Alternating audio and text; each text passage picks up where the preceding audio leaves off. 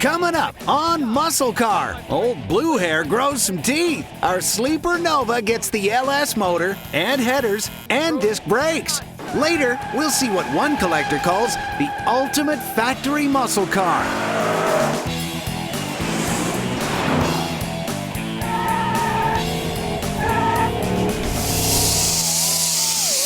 This is why we call it MuscleCar. Look at all the cool stuff I get to play with. Now I know most of you guys, like myself, have a really hard time finishing one project before you start another, and that's okay. But today, we're gonna finish stuffing this LS2 into this 70 Nova that I'm affectionately calling Old Blue Hair. We found this car literally right around the corner, and boy, what a score. This Nova was a one-owner car that was driven 17 miles a week to the grocery store, the beauty shop, and I'm not really sure what she did on Sundays. Yeah, a little old lady, hence the name, Old Blue Hair. Now you resto guys will be happy to know that I'm saving the parts on this thing just in case we want to put it back to stock. Project Blue Hair is going to start its new life as a sleeper. It's going to look exactly like it was when we found it. It's going to have the same paint. It's going to have the same stance. It's even going to have hubcaps. But something different? This LS2 we're slamming in it. Now we just got it level and we started the engine mounts. And I had to cut a small piece of the floor out. Oh! Why? Because I've got to make room for this massive 6-piece so I can get this baby going down the road. I don't think Granny would have liked it too much. Next thing I'm going to do, being that I've got the transmission and engine where I want it, I'm going to put some bracing in so I can get it up in the air and build a cross member. That tranny's much longer than the original. So I'm cutting up this junkyard piece into 3 sections. That way I can take advantage of my original mounting points, then all I have to do is connect the dots.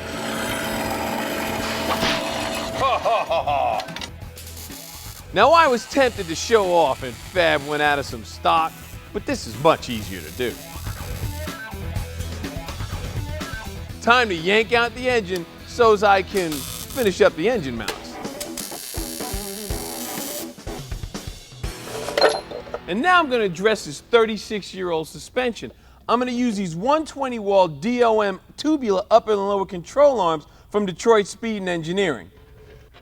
The thing that's really cool about these is that stainless steel cross shaft, because they actually use slugs so you can really dial in your suspension. So if you want to change it around and get that maximum road raceability, you can get it. And the thing that's cool about these lower control arms is these Delron bushings. And inside they've got transfer slots so all the grease gets throughout the whole surface of the bushing. Really high-tech stuff. That's some nice stuff. The brakes is next. Now we've been accused of using only high-dollar brake kits. Well, that's all about to change. Check this out. For $850, you can go to Master Power Brakes and get this complete disc brake conversion. You get the spindles. You get the calipers, you get the brackets, you get the rotors, you get the dust shield, you get all the related hardware, you even get a brake booster and a master cylinder. Now that's a complete kit. Every part is stock, either new or rebuilt. Only the spindles are modified slightly to accept the larger caliper bracket. We're reusing our tie rod ends because they're still good. Remember, no one ships their bearings packed. That part's up to you. Keep in mind, this is a budget disc brake conversion. So these rotors, they're not drilled and slotted. They're not 14-inch, but they're more than enough for our sleeper project.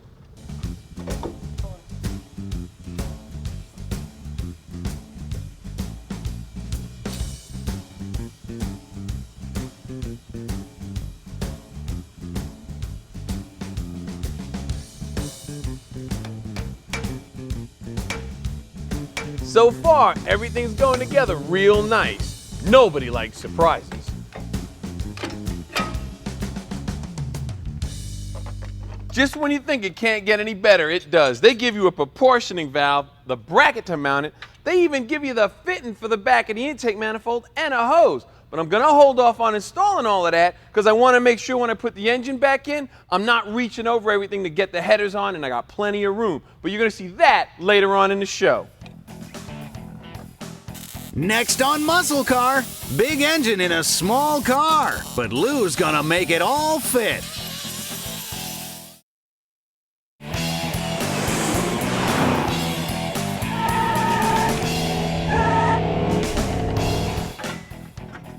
Welcome back to the shop. I've got my brakes in place, my suspension on. We've even got the LS2 motor stabbed into place where it belongs.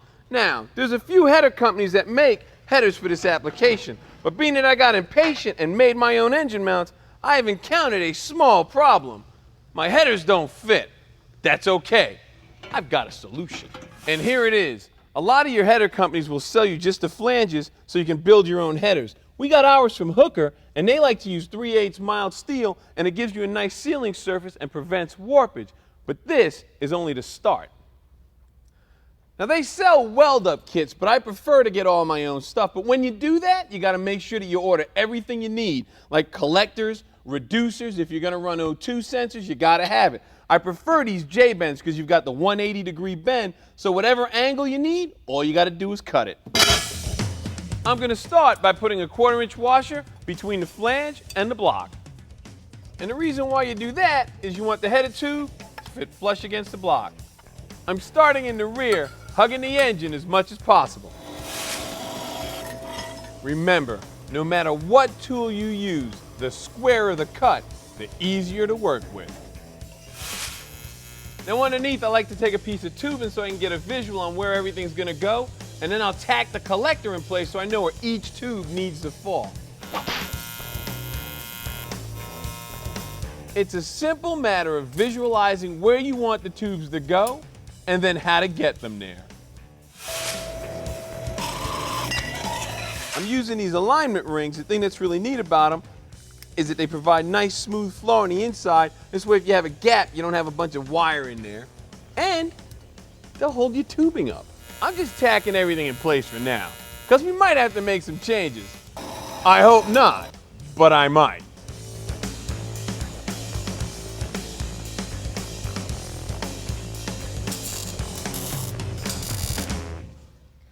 You're probably wondering why I've got these tubes going all over the place. There's a few good reasons. You want to be able to access your spark plugs. You want to be able to clear your steering box. And most of all, you want to try and get it where you can get these headers out of the car without having to take the engine out. And I'm going to run this one straight down here and it'll clear everything. I like it.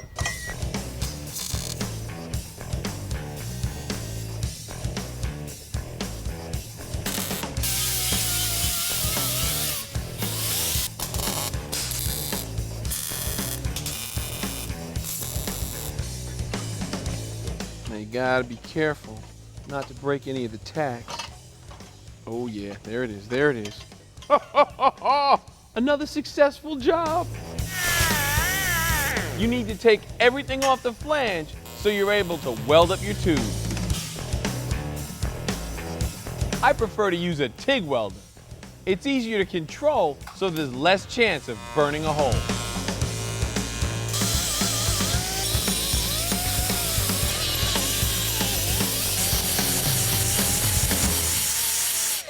Now at this point, you might be tempted to take all your tubes and weld them to the flange, but you don't want to do that. I got something to show you after the break. Coming up on Muscle Car, they're few and they're fast. The 69.5 six-pack Roadrunner.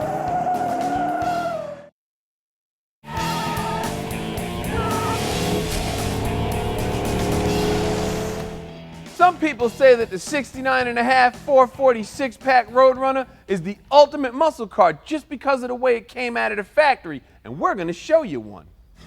Muscle Car Flashback. This week, the 69.5 six-pack Roadrunner. If you're a muscle car guy around Milwaukee, you've probably been to the Wednesday night cruising at Pistol Pete's, and just about anything's liable to drive up on that lot. But you can always count on a bunch of Mopars. Roadrunners, Hemi Cudas, you see some really nice cars in there. They don't see one of these too often because there just aren't many of them around in this kind of shape. A 69.5 M code 440 six-pack Roadrunner. That's right, 3 two-barrels. A total concourse restoration right down to the lift-off hood. No hinges on that fiberglass. That hood was part of the A12 option package, available in the second half of '69. And that monster scoop made it obvious that there was something big and nasty underneath the hood. The six-pack was almost as powerful as the street Hemi, several $100s cheaper, I might add, which fit right in with the Roadrunner's bare-bones approach to performance. Man, it didn't even have hubcaps. The A12 option was all about some serious power. The 440 had a big cam, heavy-duty valves and springs, an oversized radiator, and an Edelbrock manifold in those 3 deuces.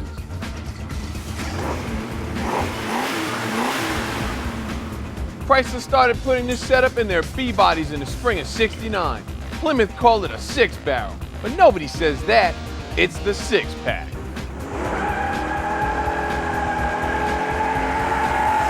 This $200,000 showpiece belongs to Colin Comer, a dealer and muscle car expert who buys and sells about 200 muscle cars a year. But Colin says he's hanging on to this one because he thinks the 6-pack Roadrunner is the #1 best possible example of what a muscle car should be. I think this is the muscle car. This car is bare bones, bare minimum essential street racing parts. These cars were designed to go race and beat people up on the street. That's about it. I mean, these things were bare, bench seat, no air, no radio, no power steering. Power brakes were optional, and if you wanted an oil pressure gauge or a tack, you put it in yourself. But that Hurst shifter poking up through the floor meant that this baby was built to run. And the 6-pack didn't sit all that square to the ground because it had an extra leaf spring on the right rear to handle a twist from the big block up front.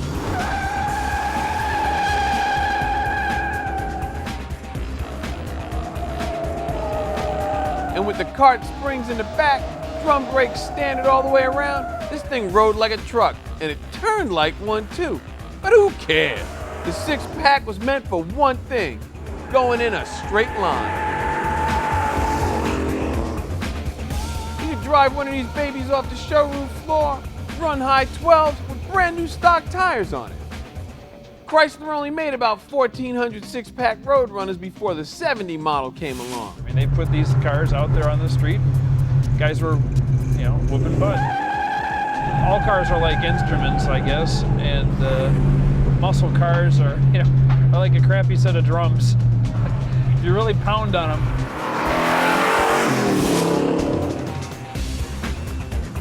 But if you can find an original 69.5 that's not all rusted out, you'll probably have the purest form of street muscle to ever come out of Detroit. And Colin says only one thing better than having a 6-pack is having another one right next to it. Next, let's put it together and see how it looks. Bingo. Blue Hair's back right after this.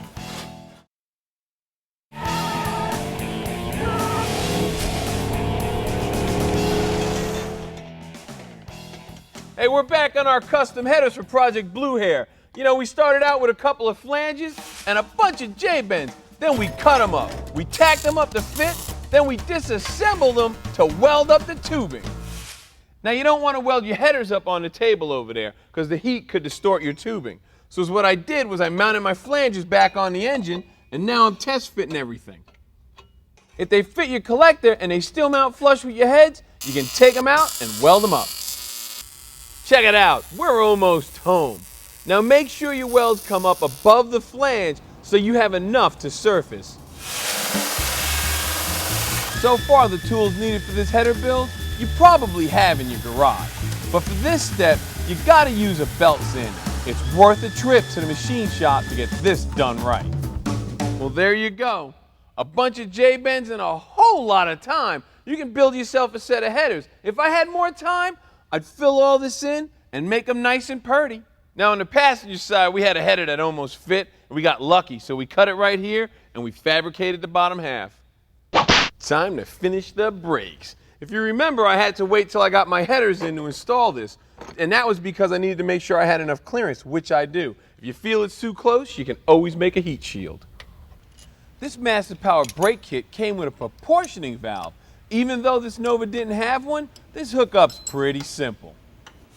Man, I am loving this project. Old Blue Hair got a massive shot of Geritol, put some new suspension on it, new brakes, all that to try and slow down a 6-speed that's being spun by an LS2 that's making 440 horse, and it's carbureted. Now, hooking this monster up is going to take some really neat stuff, like the ignition, for example. It not only hooks into all the stock sensors, but it's run by, for lack of a better terms, a processor. Now that is cool. But you know what? That's a whole nother show. But I do have time to put this thing together because I'm dying to see what it looks like. Bingo.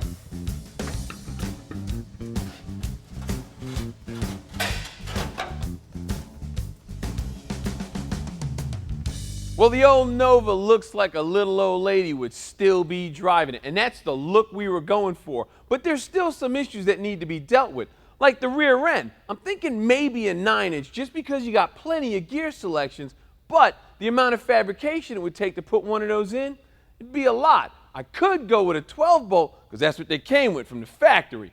Not only that, it'll take the abuse I'm getting ready to throw at it. Now these 14.6s, they're not going to give me the traction that I need, so I decided to go with a 17-inch steel wheel, and I get to keep the hubcaps. I need you guys to do me a favor. Send me some emails. I want to know what you think of it, how you would do it, and even what you would change on this project. But there's one thing I'm not changing my mind on. Something no sleeper should be without: old lady curb feelers. And all is right with the world. Later.